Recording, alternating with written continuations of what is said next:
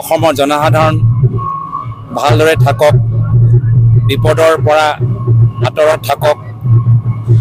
জীৱনত যথেষ্ট বাধা আহিব।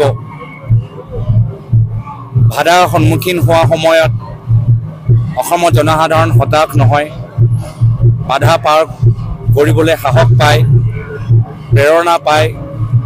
জীৱনত ভাল দিন বেয়া দিন আহিবই, এইটো স্বাভাৱিক কথা।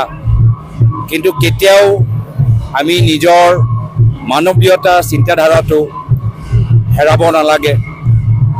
মানুহৰ দৰে সকলোৰ লগত মৰমৰে থাকিব লাগে, সন্মান সহকাৰে থাকিব লাগে।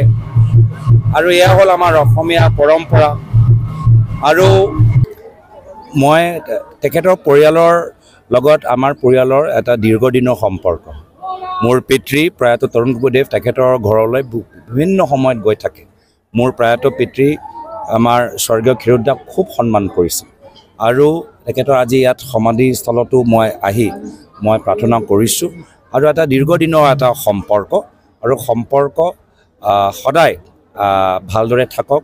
যিদিনা আমাৰ পিতৃৰ যে যাত্ৰা চলি আছিল, সদ্ভাৱনা যাত্ৰা চলি আছিল, তেতিয়া অন্তিম নিয়মখিনি কৰিবলৈ আমি লতাশিল সেই ফিল্ডটো পাৰ কৰি গৈছিলোঁ। সেই সময়তো এই বিষয়া পৰিয়ালৰ বিভিন্ন সদস্যসকল আছিল।